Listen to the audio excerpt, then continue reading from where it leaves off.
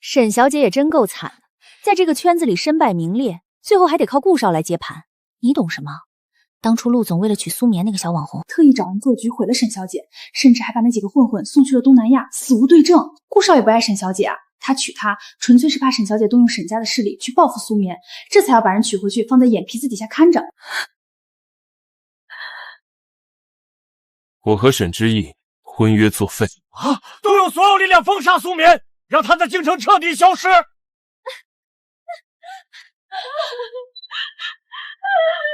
沈之意，我们的婚约到此为止。之意，我不在意你的过去，我会护你一辈子。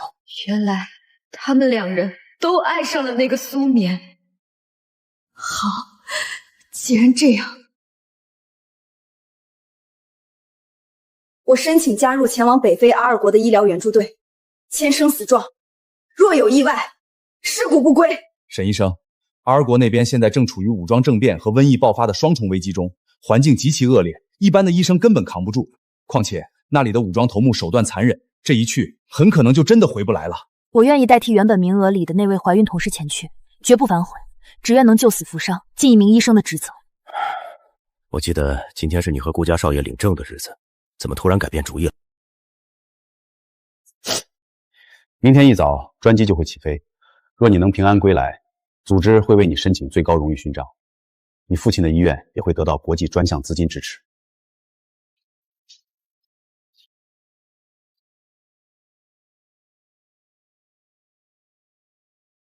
这车绵绵喜欢，我正想让人去取，今天既然碰上了，我就直接开走了。送你的成年礼，这车全球仅此一台，只配你开。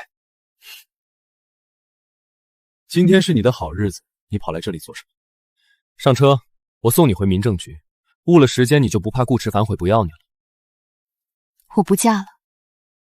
我知道你心里还有气，放不下我，不愿嫁给顾池。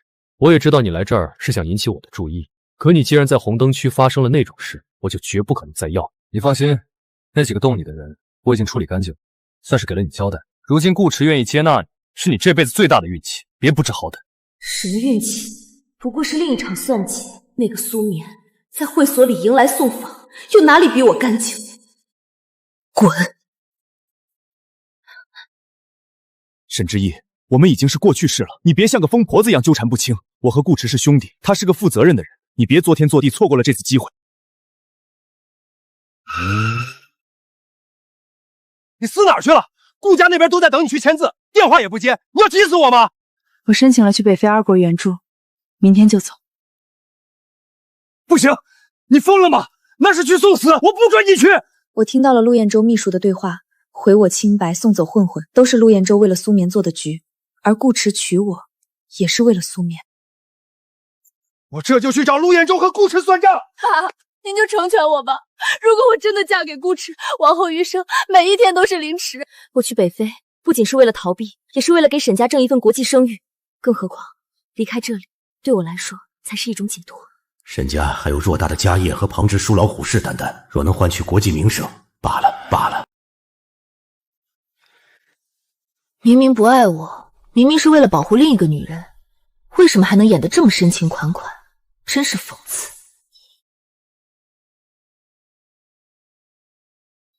我不嫁了，你回去吧。之意，你在发什么疯？现在全京城只有我不嫌弃你的过去，你跟我退婚是打算一辈子被人指指点点吗？我知道你心里还爱着陆彦舟，可喜欢一个人不就是应该成全他吗？所以你也爱苏眠，为了成全他和陆彦舟才牺牲自己娶我，为了不让我因爱生恨去找苏眠的麻烦，你才把我娶回去当个摆设，好时刻监视我，对吗？之意，你怎么能这么想我？我们从小一起长大，你明明知道我不是那种人。顾少念在旧情才肯娶她，结果他还当众给人泼脏水，真是白眼狼啊！就是顾少，既然他不识抬举，你就干脆退婚。我看除了你，谁还敢要？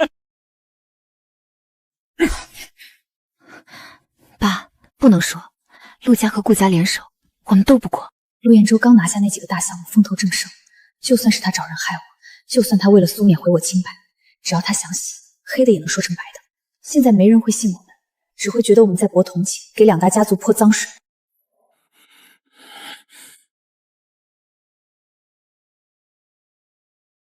之意，如果你今天心情不好，我可以等。这婚约永远作数，只要你答应我，以后别再去骚扰陆彦舟和苏眠就行。我不嫁你，也不会再去找陆彦舟，这辈子都不会了，因为我马上就要了。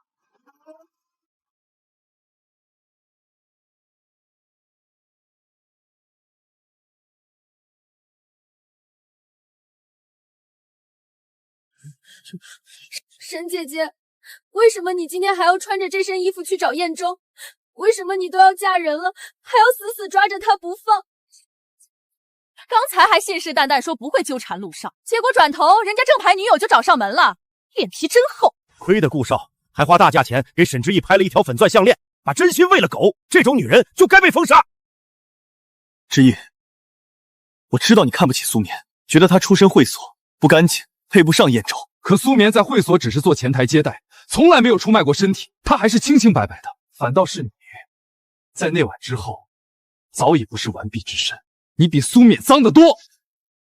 是啊，陆彦舟为了洗白苏眠的身份，让她配得上陆家门楣，连夜逼着几个媒体改口，甚至认了一个大学教授做他的干爹，给他镀金。一夜之间，我成了金圈人人唾弃的荡妇，而苏眠却成了励志向上的清纯女神，陆少的掌心宠。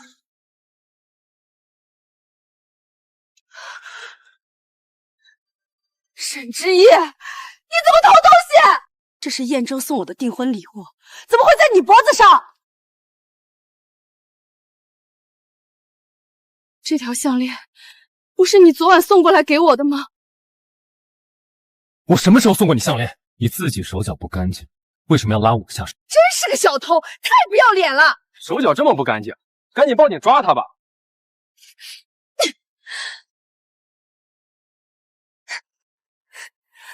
我从没去过你们陆公馆，怎么可能偷得到这条项链？今天陆公馆的佣人都看见他来过，不信大家可以去问。绵绵，一条项链而已，他要偷就让他偷吧，我再给你拍一条更好的。好歹我和之意也是从小一起长大的，别在他的大喜日子闹得太难看。多谢顾少替我维护绵绵，你们继续办正事，我和绵绵先回去了。陆彦舟，你站住！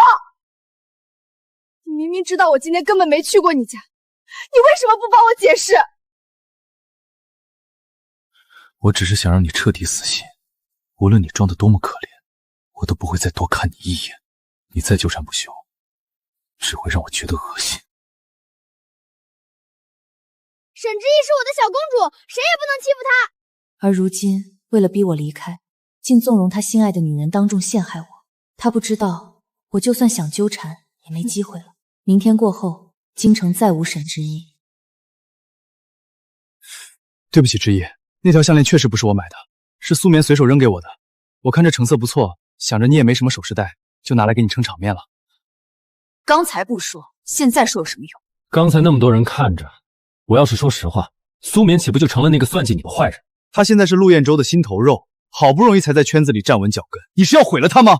反正我知道真相，我知道你是无辜的就够了，以后日子是我们两个过，你不用在意别人的眼光。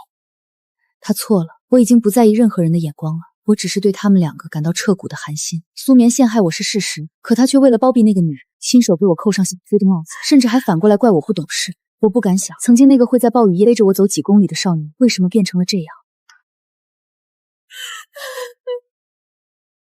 之意，别哭了，这件事是我做的不对，以后我加倍补偿你好不好？我说了我不嫁，你给我滚！你不嫁我谁还会要你？难道你想去给那些暴发户当情妇，还是想一辈子被人戳脊梁骨？我念在两家世交的情分上才肯娶你，结果你今天当众撕毁婚前协议，让我顾家颜面扫地。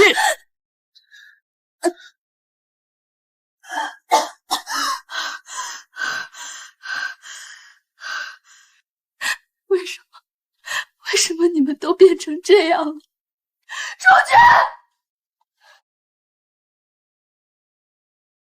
就要离开这座城市了，我还会回来吗？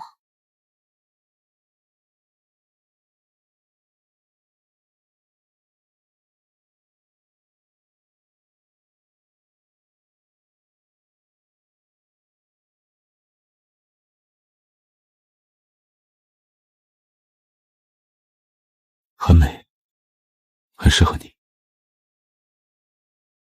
我也好喜欢，但这枚戒指是你当初为了沈之意特意去南非找的原石，要是送给我，会不会不太好？你要什么我都给，哪怕是把陆氏集团给你玩都行。至于沈之意，他算什么东西，也配和你比？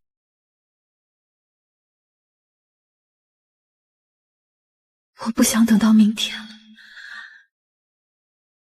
那个曾被背叛、被抛弃在泥潭里的沈之意，就死在这场大雪里吧。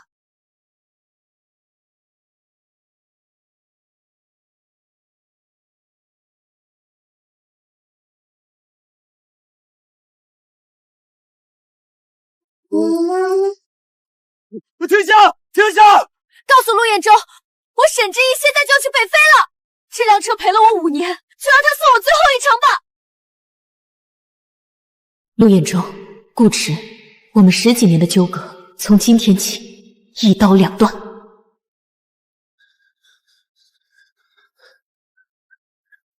去北非做医疗援助的是那个要退休的老专家，他拿这种谎话来博取同情，真是可笑。不过那车绵绵喜欢，我不能让他开走。沈之意，把车给我留下，你要滚哪儿去随你的便。陆少，大小姐已经去机场了，她是真的要去北非了。沈之意，你给我滚出来！别以为编个去北非送死的理由就能让我回心转意。谁不知道你从小就娇生惯养，稍微磕破点皮都要哭半天，哪里来的胆子去战乱区？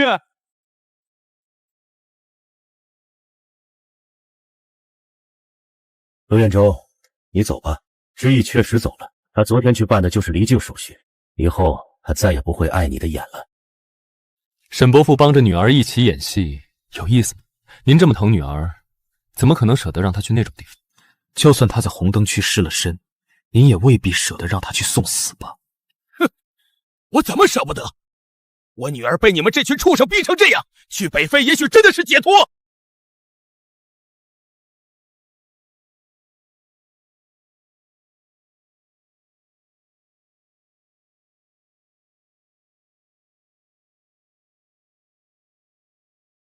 大雪天，他开着跑车，还能去哪儿？一定是在欲擒故纵。沈之意人呢？您跟我说实话，他到底藏哪儿了？彦舟，别担心，我刚才看见沈之意了。他把车开进了一个不知名的小区，正和一个野男人在车里亲热呢。那辆破车我不稀罕了，既然之意姐姐喜欢，就送给她当分手费好了。没想到他为了报复我，真的自甘堕落到这种地步。沈伯父真是教女有方，身为知名企业家，竟然帮着女儿撒这种弥天大谎。让你娶这种货色，真是委屈你了。等他这阵风劲过去，你们重新办婚礼的时候，我送份大礼，谢谢你替我接盘，帮我照顾好绵绵。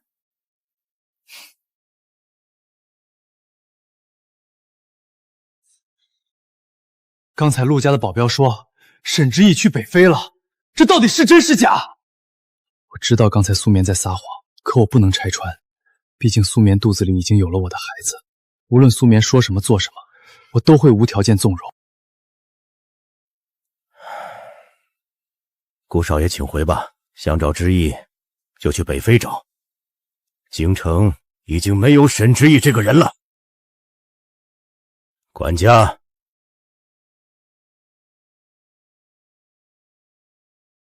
昨天沈之意没说完的那半句话，会不会就是我不嫁你，也不会再去找陆彦舟，这辈子都不会了，因为我马上就要……不，我不信！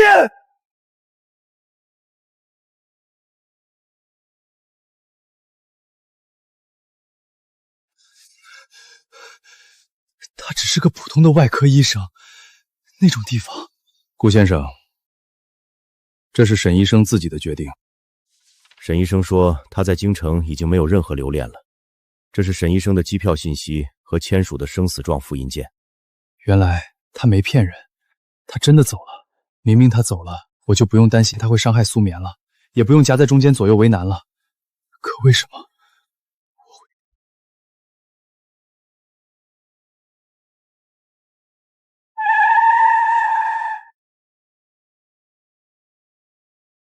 恭喜陆少，苏小姐这是有喜了，已经2个月了。我要当爸爸了，绵绵，你听到了吗？我要当爸爸了。燕州，你快放我下来，小心伤着孩子。顾迟，这么晚了你来干什么？正好告诉你个好消息，我要当爸爸了。这是沈之意的出境记录和生死状，他真的去北非了。伪造这种东西有什么难的？他为了骗我回去，什么手段使不出来？这次是真的，我去了办事处核实过，飞机已经起飞了。而且他申请的是去最危险的交战区，那里正处于武装政变中，死亡率极高。那种地方只有疯子才会去。他一定是躲在国外的哪个度假村，等我去求他回来。顾迟，你别被他骗了，他要是真敢去，我陆彦舟的名字倒过来写。燕州，我肚子好痛，宝宝是不是出事了？医生，顾迟，这事以后再说，没什么比绵绵和孩子重要。其实我想告诉陆彦舟，苏眠肚子里的孩子根本不是他的，甚至可能都不是我的，但我不敢赌，万一孩子真的出了事，我就是罪人。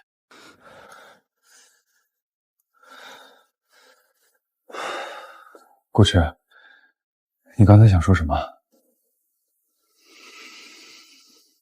之意他是真的走了，而且听说那边爆发了新型病毒，很多医生都感染了。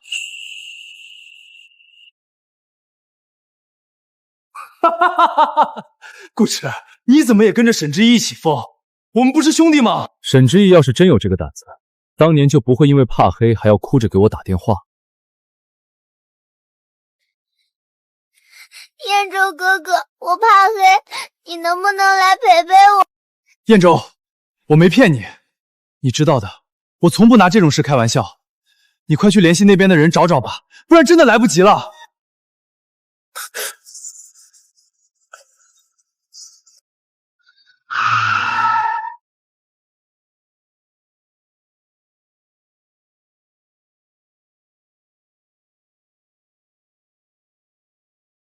沈之意，你给我出来，别玩了！只要你出来，我可以让你回陆氏医院上班，我可以给你最好的资源。晚了，之一早就到了北非。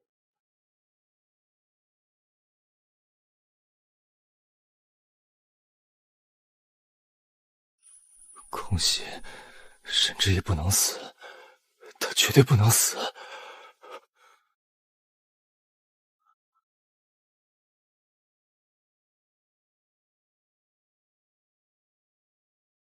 燕州，你不能去！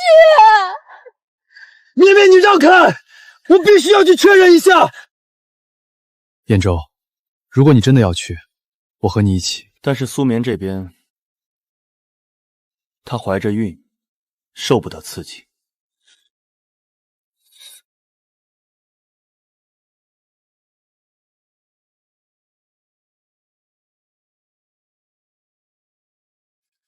你去，不管花多少钱，一定要把人给我带回来。还要帮我问问他，到底为什么要走得这么决绝？如果他是赌气，我亲自去给他道歉。毕竟从小一起长大，我不能眼睁睁看着他去死。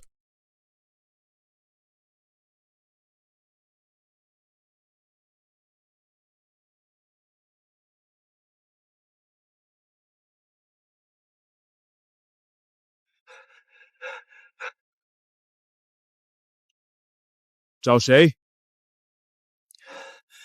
找沈之意医生。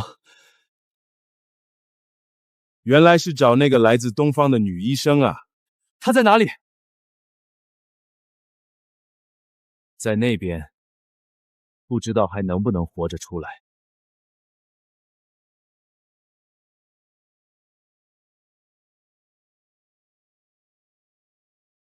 果然，沈之意，你千万不要出事。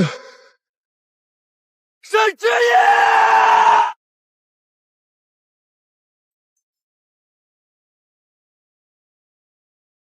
之意，这种小事儿让护士做就行了，别累着。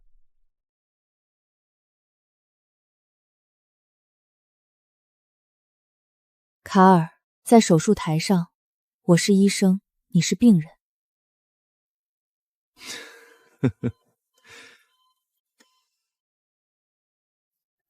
都说来自东方的沈医生娇生惯养，没想到拿刀的手这么稳，甚至敢一个人闯进我的地盘救人。沈医生还真是刷新了我对你们那边的认知。这位不请自来的客人，怎么比这沙漠里的风沙还讨人厌？没有半分礼貌。还不走吗？难不成你也想在这鬼地方当个无名尸体？这里不是京城，你的那些权势在这不好使。在这里，除了我手里的刀，就是卡尔说了算。之意，你怎么会跟这种杀人不眨眼的人混在一起？顾迟，你心里清楚，又何必问我？你回去吧，告诉陆彦舟，我沈之意这辈子都不会再回去了。之意，既然你过得还不错，我就放心了。如果你后悔了，随时给我打电话，我和彦舟会来接你的。回去转达陆彦舟，我和你们10几年的情分，从今天起恩断义绝。从此，我生是这片土地的魂，死也要葬在这片沙漠里。自那之后，我凭借着精湛的医术和不怕死的拼力，成功赢得了卡尔和他手下的尊重。京城人口中那个残暴嗜血的军阀头子，并没有想象中那么可怕，反而十分讲义气。只要是他承诺过的事，都会说到做到。而他的残忍，只是为了在这片乱世中生存下去罢了。我本以为来到这里就是死路一条，却没想到，这种每天与死神擦肩而过的生活，反而让我找到了活着的意义。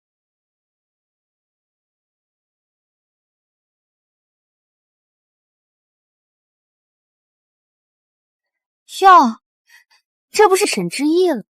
没想到你命这么大，居然还活着回来了。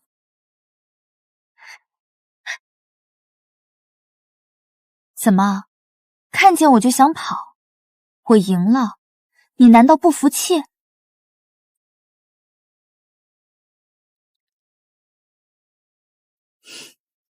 两个本来就不属于我的垃圾，我有什么好在意的？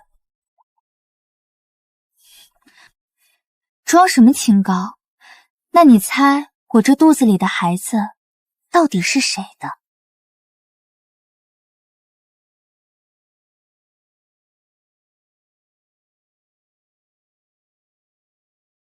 我在跟你说话，你装什么清高？你猜猜，这孩子到底是谁的种？不知道，难道不是陆彦舟的吗？当然不是他的，我在认识他之前就怀上了。那是顾迟的。实话告诉你吧，这孩子连我自己都不知道是哪个客人的。你那两个好哥哥，一个把我捧在手心里当宝贝，替我养野种，一个以为这孩子是他的，对我言听计从，真是好笑。你说这局我是不是赢得很彻底？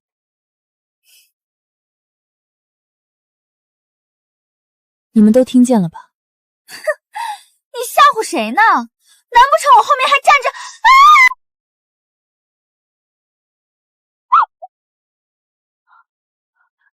你们怎么都在这儿？是不是沈之言叫你们来的？那些话不是真的，是沈之言逼我说的。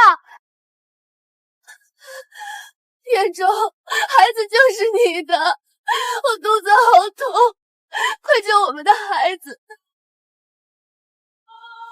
苏年，你这个贱人，竟然骗了我这么久！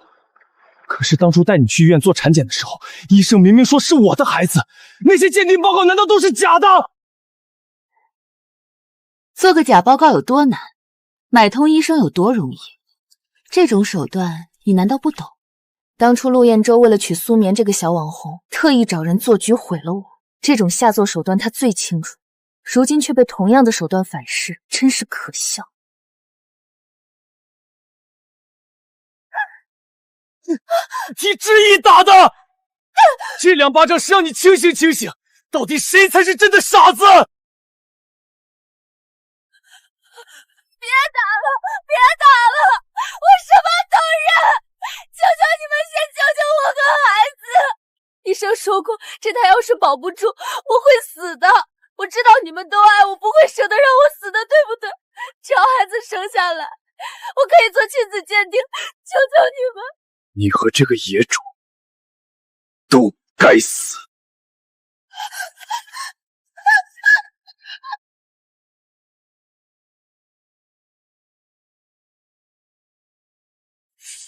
执意，是我对不起你，是我瞎了眼，你还愿不愿意回到我身边，哪怕只是做朋友？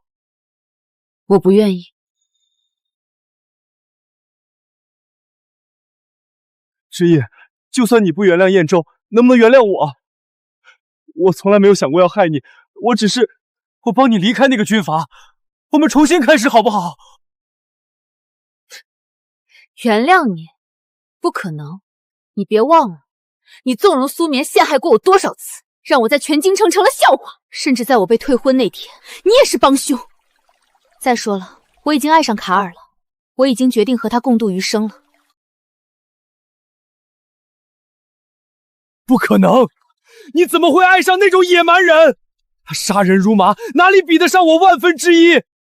北非那种鬼地方，你怎么受得了？是不是他逼你了？你跟我说实话，只要你点头，我就算倾家荡产也要把你救回来。你想多了，北非虽然危险，但我活得很自在。你们想过为什么吗？因为他是真的懂我、宠我，把我当成这世上唯一的珍宝。他有什么好东西都会第一时间留给我，哪怕是一颗糖，也要跨越半个沙漠送给我。就像小时候你们对我那样。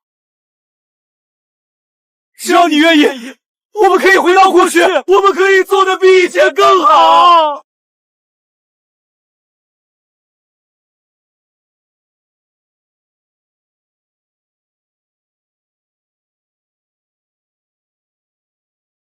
志毅，宴会要开始了，怎么还不进去？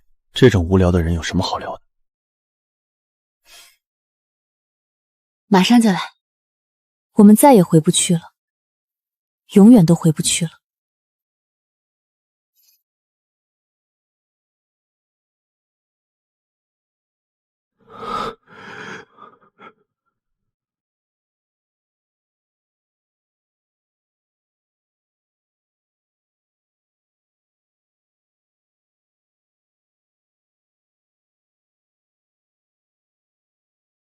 死在雪地里了。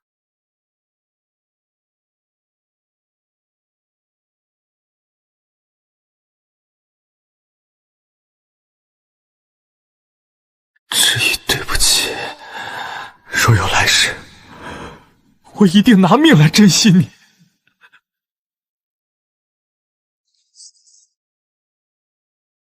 是，苏冕流产大出血死后的第2天，他们俩在咱们家门口跪了一整夜，最后被人发现死在了雪地里。陆家和顾家现在全乱套了，陆彦舟和顾迟是2家的独子，现在人没了，2家的旁支为了争夺继承权，已经打得头破血流。陆氏的股票今天开盘直接跌停，顾家也好不到哪儿去，几个大项目全部停工。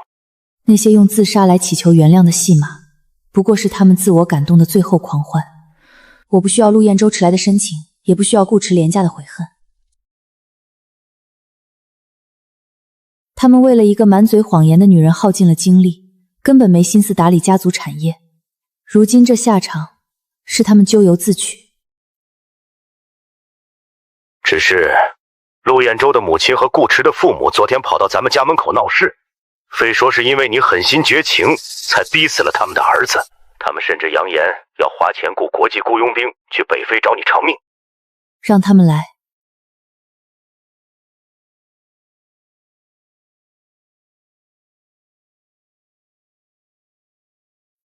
在京城，他们或许还能拿钱砸出点水花，但在阿尔国，在卡尔的地盘上，他们雇的人能不能活着走出这片沙漠，还是未知数。我明白了，知意，国内的事你不用操心，他们既然撕破脸，我也没必要顾念旧情了。沈氏会趁机全面收购陆氏和顾氏的医疗产业线，这是他们欠你的。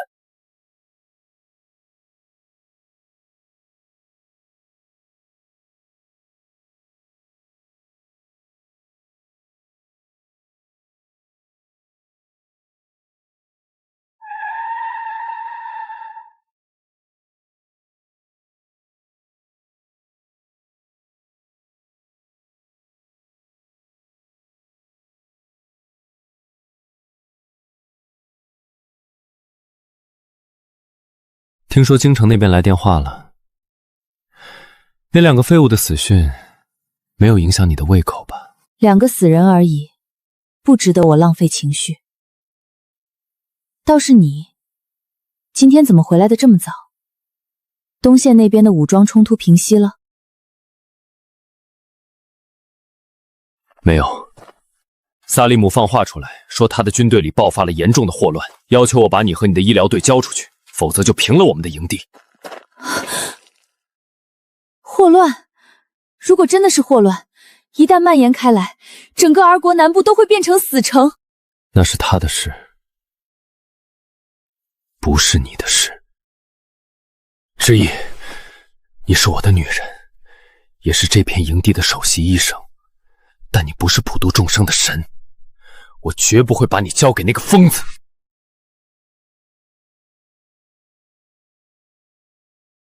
敌袭，全员进入掩体。萨利姆比我想象的还要迫不及待。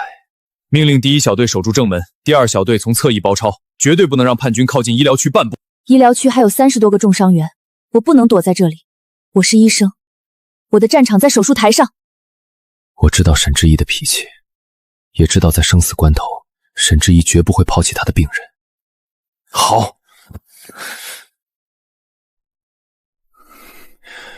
我派1个班的人跟着你，记住，不管发生什么，活下去。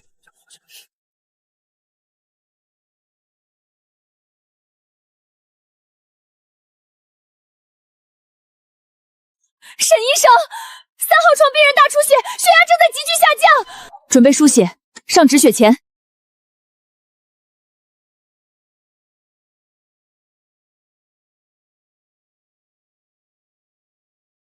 比起曾经在京城名媛圈里的虚伪和算计，比起被陆彦州和顾池背叛时的绝望，此刻这种直面生死的硝烟，反而让我感到前所未有的清醒。在这里，没有谎言，只有生存。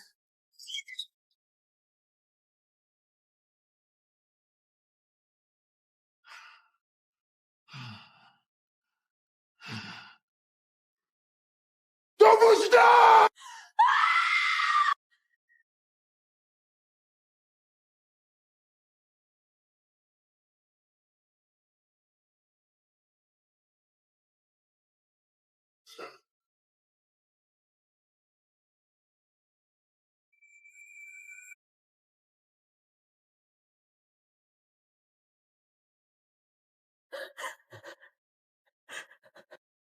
滚出去！没看见我正在做手术吗？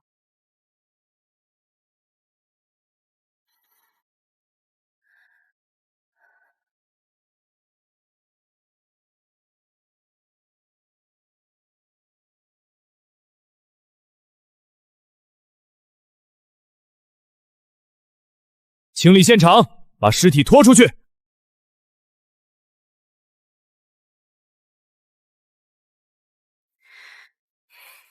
外面的情况怎么样？萨利姆疯了，他把所有底牌都压了上来，连蹦蹦炸弹都用上了。医疗区的外围防线已经被撕开了一个口子，这里不能待了，我必须马上转移你和医疗队。转移？能转移到哪儿去？方圆百里都是沙漠，带着几十个重伤员。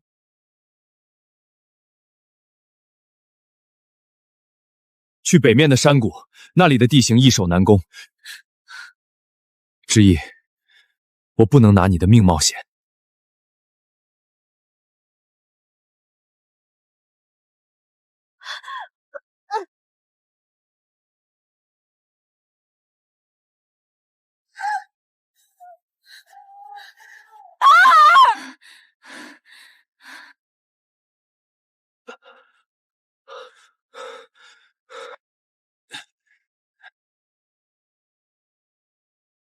别怕，死不了。走，上直升机！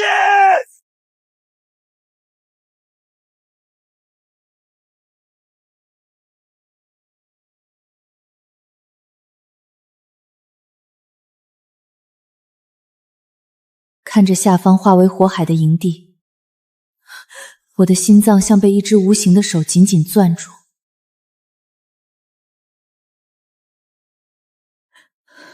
几乎无法呼吸。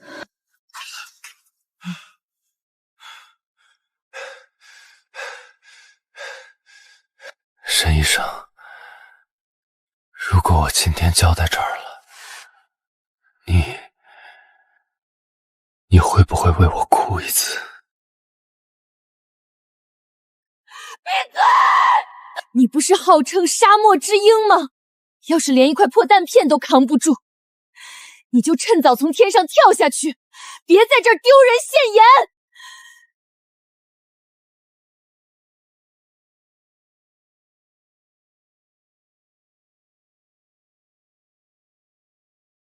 我死了，你怎么办？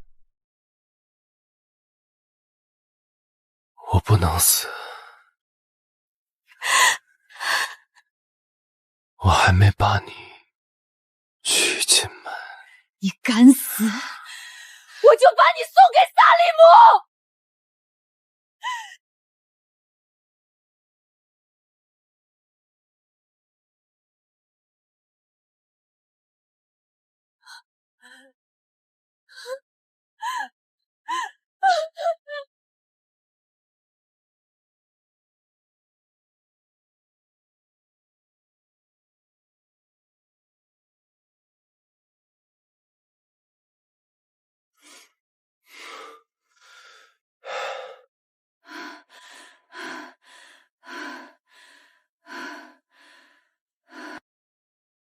之意，沈氏集团已经彻底吞并了陆氏和顾氏的核心资产。曾经不可一世的京城陆少和顾少，不仅赔上了性命，连他们引以为傲的家族也彻底分崩离析。属于陆彦舟和顾池的痕迹正在被京城这座城市彻底抹杀。听到这些，我内心毫无波澜。爸，帮我做一件事。什么事？以沈氏集团的名义，向国际红十字会捐赠一批最高规格的医疗器械和药品，指明送到北非2国卡尔的防区。好，不愧是我沈家的女儿，格局早就跳出京城那个小圈子了。哈哈哈哈哈！物资3天内起飞。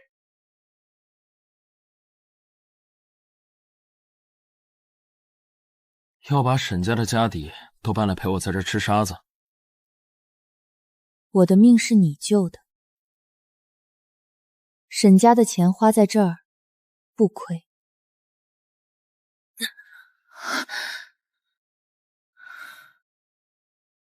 物资我收了，但沈家的大小姐，我得用一辈子的命来还。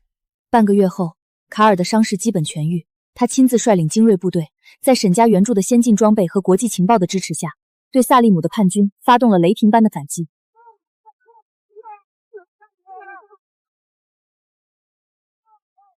阿尔国南部的动荡终于迎来了久违的平静。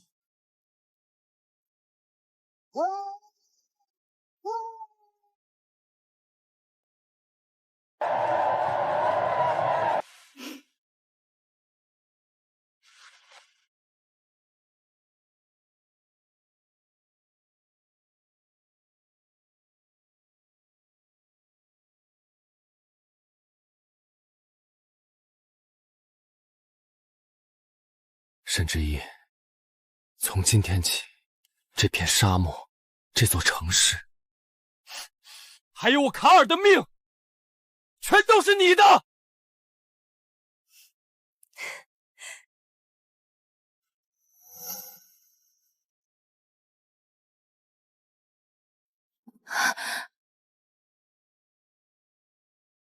恍惚间，我想起了5年前在京城的那个雪夜。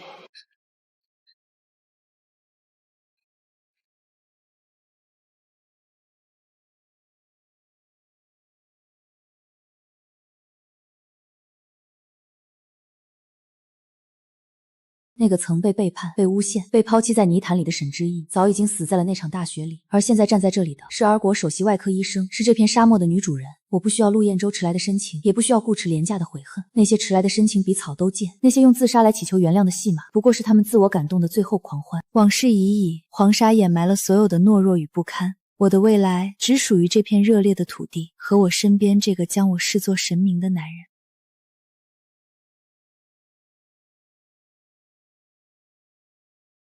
在想什么？在想命运真是一个神奇的东西。如果当初我没有签下那份生死状，如果那晚我没有闯进你的领地救人，现在的我大概还在京城的某个角落里，被那些虚情假意的人包围着，过着看似光鲜实则腐烂的生活。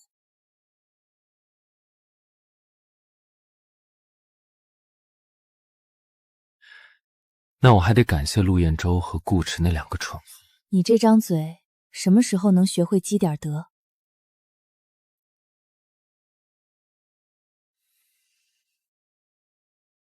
对着想杀我的人，我从不积德，但对着你，我连命都可以不要。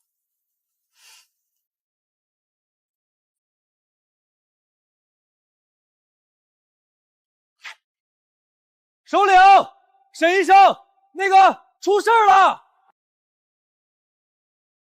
说，医疗队下午派去东部村庄的巡回医疗车，被一伙身份不明的武装分子劫持了。车上除了药品，还有2名护士和1名药剂师。什么人干的？有消息了吗？暂时还不清楚，但根据现场留下的痕迹，很可能是从邻国渗透进来的极端组织分支。他们要求我们在明天天亮之前交出10万美金和一批抗生素，否则就杀人。派人去谈判，拖延时间，同时让侦察小队出发。我要在天亮之前知道那藏在哪儿。是。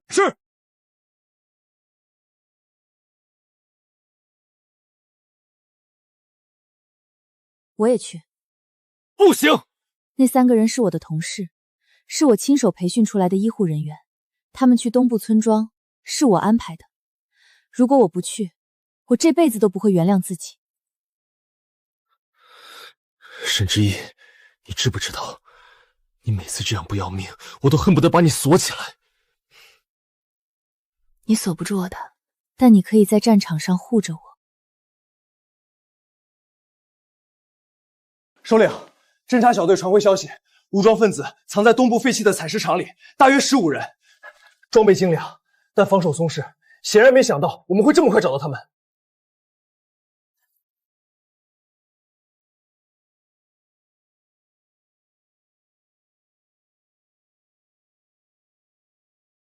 记住，你的任务是救人，不是拼命。如果情况不对，立刻撤退。听清楚了吗？听清楚了。我这辈子没怕过什么，但自从遇见你，我每天都在怕。那你就好好活着，继续怕下去。黎明前最黑暗的时刻，正是人类警惕性最低的时候。卡尔的精锐小队已经如同鬼魅般潜入了采石场。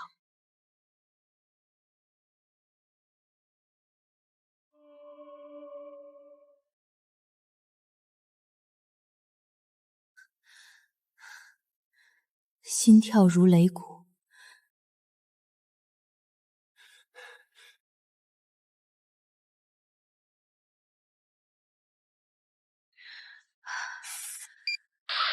目标区域已控制，人质安全。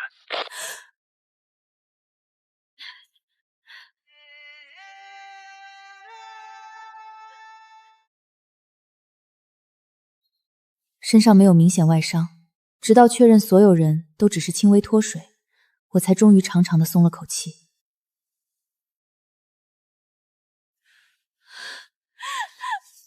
沈医生，我以为再也见不到你了。没事了，没事了，我们回家。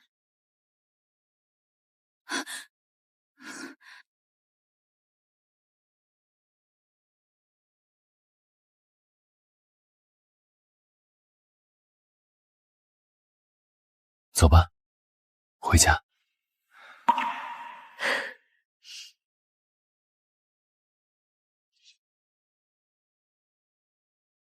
你在京城的时候也是这样救人的吗？不，在京城的时候，我只救那些付得起钱的人，更多的时候是在各种宴会上端着酒杯，听那些名媛们聊奢侈品和八卦。那你更喜欢哪种？我喜欢现在这样，这里的每一粒沙子都真实，每一滴血都滚烫。在这里，我知道自己为什么而活。3个月后，医院的工作渐渐步入正轨，卡尔也终于从连年的战事中抽出身来。这片地我买下来了，我要在这儿建一座真正的家，有院子，有花园，还有一棵能让你乘凉的树。你不是说小时候最喜欢在院子里荡秋千吗？我给你建一个最结实的，以后给我们的孩子玩。看着卡尔认真的样子，我心里涌起股前所未有的暖流。那些硝烟和杀戮，终于都在这个男人的柔情中化为了最平凡的幸福。卡尔，我怀孕了。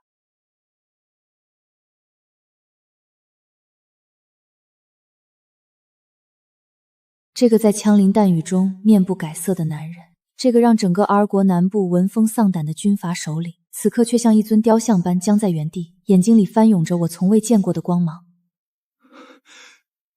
你说什么？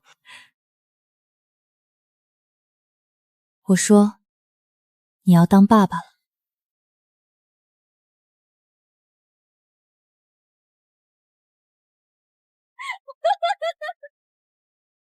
我要当爸爸了，沈之意，谢谢你。谢我什么？谢谢你活下来，谢谢你从那场大雪里走出来，走到我身边。